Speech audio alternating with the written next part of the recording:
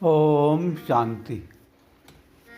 मुरली तारीख 14/3/2024। मीठे बच्चे, तुम्हें पढ़ाई कभी मिस नहीं करनी है। पढ़ाई से स्कॉलरशिप मिलती है, इसलिए बाप द्वारा जो नॉलेज मिलती है उसे ग्रहण करो। प्रश्न: लायक ब्राह्मण किसे कहेंगे, उसके निशाने सुनाओ। उत्तर: 1. लायक ब्राह्मण वो जिसके मुख पर बाबा का गीता का ज्ञान कंठ हो, जो बहुतों को आप समान बनाता रहे। 3. बहुतों को ज्ञान धन का दान पुण्य करे। 4. कभी आपस में एक दो के मतभेद में न आए। 5.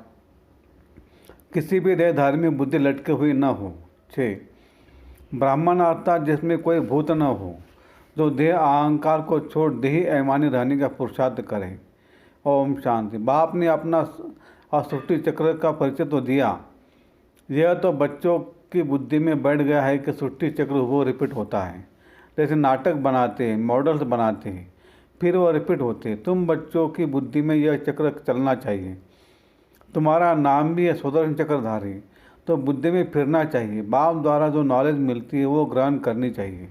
ऐसी ग्रहण जो हो जाए जो पिछाड़ी में बाप और रचना के आदि मध्य अंत तक की याद रहे। बच्चों का बहुत आचरित पुरुषार्थ करना है। यह है एजुकेशन। बच्चे जानते यह एजुकेशन सिवाय तुम ब्राह्मणों के कोई भी नहीं जानते। वर्णों का फर्क तो है ना। मनुष्य समझते हम सब मिलकर एक हो जाए। अब इतनी सारी दुनिया एक तो हो नहीं सकती। यह सारे विश्व में एक राज्य, एक धर्म, एक भाषा चाहिए। वो तो सत्युग में था, विश्व की भाषाएँ थी जिसके मालिक यह लक्ष्मी नारायण थे। तुमको यह बताना है कि विश्व में शांति का राज्य यह है। सिर्फ भारत की बात है। जब इनों का राज्य होता है तो सारे विश्व में शांति हो जाती है। यह सिवाय तुम्हारे और कोई जानते नहीं। सब है भक्त। फर्क भी तुम देखते हो। भक्ति अलग है, ज्ञान अलग है। ऐसा नहीं भक्ति न करने से कोई भूत प्रेत खा जाएंगे। नहीं, तुम तो बाप के बने हो। तुम्हारे में तो भूत है। जो भूत है वो सब निकल जाने हैं। पहले नंबर में भूत है देह अहंकार। इनको निकालने के लिए ही बाप देही ऐमानी बनाते रहते। बाप को याद करने से कोई भी भूत सामने आएगा नहीं। जबकि जन्मों के लिए कोई भूत आता नहीं है। यह 5 भूत है रावण संप्रदाय के। रावण राज्य कहते हैं। राम राज्य अलग है, रावण राज्य अलग है। रावण राज्य में भ्रष्टाचारी और राम राज्य में शिष्टाचारी होते हैं। इसका फर्क भी तुम्हारे सिवाय कोई को पता नहीं है। तुम्हारे में भी तो समझो होशियार है, वो अच्छी से समझ सकते हैं, क्योंकि माया बिल्ली कम नहीं है। कभी कभी पढ़ाई छोड़ देते हैं, सेंटर पर नहीं जाते हैं, दैगुण धारण नहीं करते, आंखें भी धोखा देती है। कोई चीज़ अच्छी देखी तो खा लेते हैं। तो अब बाप समझाते हैं कि तुम बच्चों की यह लक्ष्मी नारायण की एम ऑब्जेक्ट है। तुमको ऐसा बनना है, ऐसे दैवगुण धारण करने हैं। यथा राजा रानी तथा प्रजा सब में दैवगुण होते हैं। वहाँ आसुरी गुण होते नहीं, आसुर होते नहीं। तुम ब्रह्मा कुमार कुमारियों के सिवाय और कोई नहीं जो इन बातों को समझे। तुमको शुद्ध अहंकार है।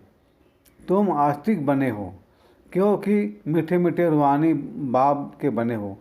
यह भी जानते हो कोई भी देहधारी कभी राजयोग का ज्ञान व याद की यात्रा सिखला नहीं सकते। एक बाप की सिखलाते हैं। तुम सीखकर फिर औरों को सिखलाते हो। तुमसे पूछेंगे तुमको ये किसने सिखाया, तुम्हारा गुरु कौन है। क्योंकि टीचर तो आध्यात्मिक बातें नहीं सिखलाते, ये तो गुरु ही सिखलाते हैं। यह बच्चे जानते हैं। हमारा गुरु नहीं, हमारा है सदगुरु। उनको सुप्रीम का भी कहा जाता है। ड्रामा अनुसार सदगुरु खुद आकर परिचय देते हैं और जो कुछ सुनाते हैं वो सब सत्य समझाते हैं और सच खंड में ले जाते हैं।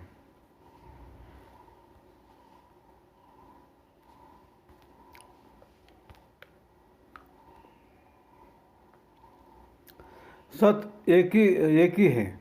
बाकी कोई देहधारी को याद करना है झूठ। या तो तुम एक बाप को ही याद करना है। जैसे सब आत्मा ज्योति बिंदु है तो बाप भी ज्योति बिंदु है। बाकी हर आत्मा के संस्कार कर्म अपने अपने हैं। एक जैसे संस्कार हो नहीं सकते। और एक जैसे संस्कार हो फिर तो फीचर भी एक जैसे हो। कभी भी एक जैसे फीचर नहीं हो सकते, थोड़ा फर्क ज़रूर होता है। यह नाटक तो एक ही है, सृष्टि भी एक ही है, अनेक नहीं है। यह गपोड़े लगाते कि ऊपर नीचे दुनिया है, ऊपर तारों में दुनिया है। बाबा कहते यह किसने बताया है, तो नाम लेते शास्त्रों का। शास्त्र तो ज़रूर कोई मनुष्य ने लिखे होंगे, तुम जानते हो यह तो बना बनाया खेल है। सेकंड बाय सेकंड जो सारी दुनिया का पाठ बचता है, ये भी ड्रामा का बना बनाया खेल है। तुम बच्चों की बुद्धि में आ गया है।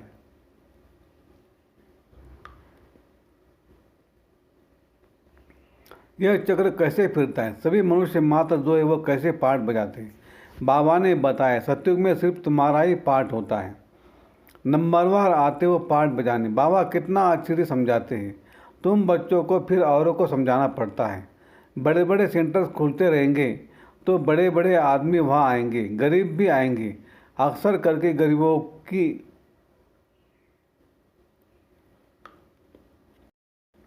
बुद्धि में झट बैठता है। बड़े बड़े आदमी भल आते परंतु काम पड़ गया तो कहेंगे फुर्सत नहीं है। प्रतिज्ञा करते हम अच्छी रीति पढ़ेंगे, फिर अगर नहीं पढ़ते तो धक्का लग जाता है। माया और ही अपने तरफ खींच लेती है। बहुत बच्चे जो पढ़ना बंद कर देते हैं, पढ़ाई में मिस रहे तो ज़रूर फेल हो पड़ेंगे। स्कूल में जो अच्छे अच्छे बच्चे होते हैं वो कभी शादियों पर इधर उधर जाने की छुट्टी नहीं लेते। बुद्धि में रहता हम अच्छी से पढ़कर स्कॉलरशिप लेंगे, इसलिए पढ़ते हैं। मिस करने का ख्याल नहीं करते। उन लोगों को पढ़ाई के सिवाय कुछ भी मीठा नहीं लगता। समझते मुक्त समय वेस्ट होगा, या एक ही टीचर पढ़ाने वाला है तो कभी पढ़ाई मिस नहीं करनी चाहिए। इसमें भी नंबरवार पुरुषार्थ अनुसार है। देखते पढ़ने वाले अच्छे हैं तो पढ़ाने वाले की भी दिल लगती है। टीचर का नाम बाला होता है, ग्रेड बढ़ती है, उच्च पद मिलता है। यहाँ भी बच्चे जो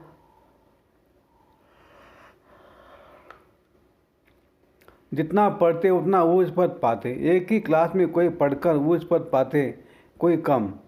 सबकी कमाई एक जैसी नहीं होती, बुद्धि पर मदार है। वो तो मनुष्य मनुष्य को पढ़ाते हैं। तुम जानते हो बेहद का बाप हमको पढ़ाते तो अच्छी तरह पढ़ना चाहिए, गफलत नहीं करनी चाहिए, पढ़ाई को छोड़ना नहीं चाहिए। एक दो के ट्रेक्टर भी बंद पड़ते हैं, उल्टी सुल्टी बातें सुनाकर परमत पर नहीं चलना चाहिए। श्रीमत के लिए कोई कुछ भी कहे तुमको तो निश्चय है बाप हमको पढ़ाते हैं, फिर वो पढ़ाई छोड़नी नहीं चाहिए। बच्चे नंबरवार हैं, बाप तो अव्वल नंबर है। इस पढ़ाई को छोड़ और कहाँ जाएंगे, और कहाँ से यह पढ़ाई मिल न सके। शिव बाबा से पढ़ना है।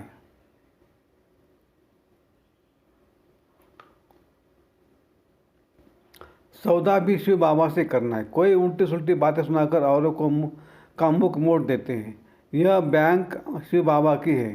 समझो कोई बाहर में सत्संग शुरू करते कहते हैं हमें शिव बाबा के बैंक में जमा करना है। कैसे करेंगे? बच्चे जो आते हैं शिव बाबा के भंडारे में डालते, एक पैसा भी देते तो 100 गुना होकर मिलता है। शिव बाबा कहते तुमको इनके बदले महल मिल जाएंगे। ये सारी पुरानी दुनिया खत्म होने वाली है। धनवान आचार्य कुटुंब से बहुत आते हैं। ऐसे कोई नहीं कहते हैं कि हमारा शिव बाबा से कि भंडार से परवरिश नहीं होती है। सबकी पालना हो रही है। कोई गरीब है, कोई साहूकार है, साहूकार से गरीब पलते हैं। इसमें डरने की बात नहीं। बहुत चाहते हम बाबा के बन जाए, परंतु लायक भी हो, तंदुरुस्त भी चाहिए, ज्ञान भी दे सके। गवर्नमेंट बहुत जांच कर लेती है। यहाँ भी सब कुछ देखा जाता है। सर्विस कर सकते हैं।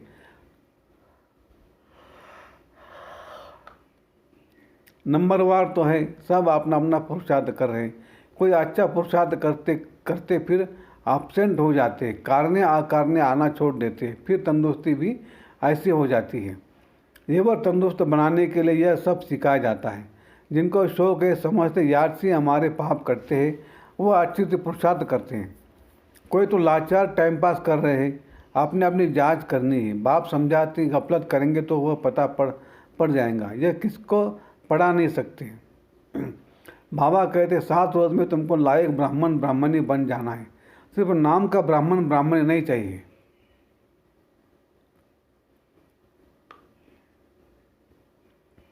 ब्राह्मण ब्राह्मणी वो जिनके मुख में बाबा का गीता ज्ञान कंठ हो। ब्राह्मणों में भी नंबरवार तो होते ही है, यह भी ऐसे ही है। पढ़ाई पर अटेंशन नहीं तो क्या जाकर बनेंगे। हर एक को अपना अपना अपना पुरुषार्थ करना है, सर्विस का सबूत देना चाहिए, तब समझ में आएगा कि यह ऐसा पद पाएगा, फिर वह कल्पांतर के लिए हो जाएगा। पढ़ते पढ़ाते नहीं है तो अंदर में समझना चाहिए कि मैं पूरा पढ़ा नहीं हूँ, तब पढ़ा नहीं सकता। बाबा कहते पढ़ाने लायक क्यों नहीं बनते हो, कहाँ तक ब्राह्मणी को भेजेंगे। आप समान नहीं बनाया है। जहाँ अच्छे से पढ़ते हैं उनको मदद देनी चाहिए। बहुतों का आपस में मतभेद रहता है, कोई फिर एक दो में लटक कर पढ़ाई छोड़ देते हैं। जो करेगा सो पाएगा। एक दो की बातों में आकर तुम पढ़ाई क्यों छोड़ देते हो, यह भी ड्रामा है, तकदीर में नहीं है। दिन पर दिन पढ़ाई जोर होती जाती है, सेंटर खुलते रहते हैं। ये शिव बाबा का खर्चा नहीं है, सारा ही बच्चों का खर्चा है। यह दान सबसे अच्छा है, उस दान से अल्पकाल का सुख मिलता है, इनसे 21 जन्मों की प्रारब्ध मिलती है। तुम जानते हो हम यहाँ आते नर से नारायण बनने के लिए, तो जो अच्छे से पढ़ते उनको फॉलो करो। कितना रेगुलर पढ़ना चाहिए। अक्सर करके दे ईमान में आकर बहुत लड़ते हैं, अपनी तकदीर से रूठ पड़ते हैं, इसलिए मेजॉरिटी माताओं की है। नाम भी माताओं का बाला होता है। ड्रामा में माताओं की उन्नति की भी नूंद है। तो बाप मीठे मीठे बच्चों को कहते अपने को आत्मा समझ मामे कम याद करो, आत्म अभिमानी होकर रहो।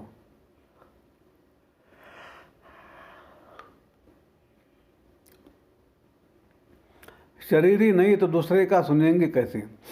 यह पक्का अभ्यास करो। हम आत्मा है, अब हमको वापस जाना है। बाप कहते यह सब त्याग करो, बाप को याद करो, इस पर ही सारा मदार है। बाप कहते धंधा आदि भल करते रहो, 8 घंटा धंधा 8 घंटा आराम, बाकी 8 घंटा इस गवर्नमेंट की सर्विस करो। ये भी तुम मेरी नहीं सारे विश्व की सेवा करते हो, इसके लिए टाइम निकालो। मुख्य है याद की यात्रा, टाइम वेस्ट नहीं करना चाहिए।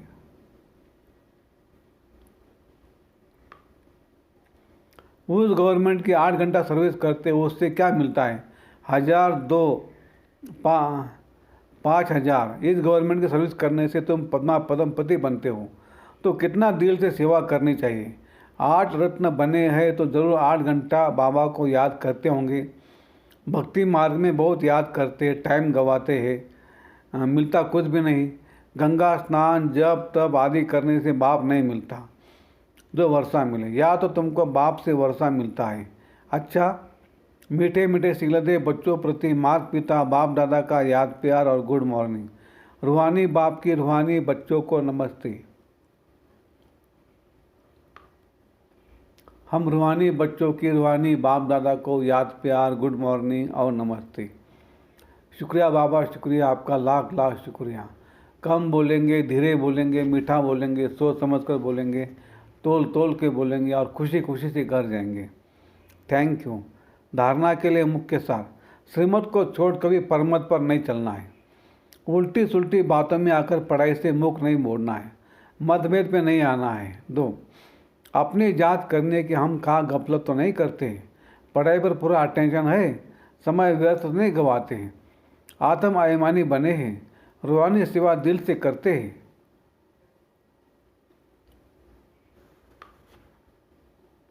वरदान, रूहानी अथॉरिटी के साथ निरहंकारी बन सत्य ज्ञान का प्रत्यक्ष स्वरूप दिखाने वाले सच्चे सेवाधारी भव। जैसे वृक्ष में जब संपूर्ण फल की अथॉरिटी आ जाती है तो वृक्ष झुक जाता है, अर्थात निर्माण बनने की सेवा करता है। ऐसे रूहानी अथॉरिटी वाले बच्चे जितनी बड़ी अथॉरिटी उतने निर्माण और सर्व के स्नेही होंगे। अल्पकाल की अथॉरिटी वाले अहंकारी होते, लेकिन सत्यता की अथॉरिटी वाले अथॉरिटी के साथ निरंकारी होते हैं। यही सत्य ज्ञान का प्रत्यक्ष स्वरूप है।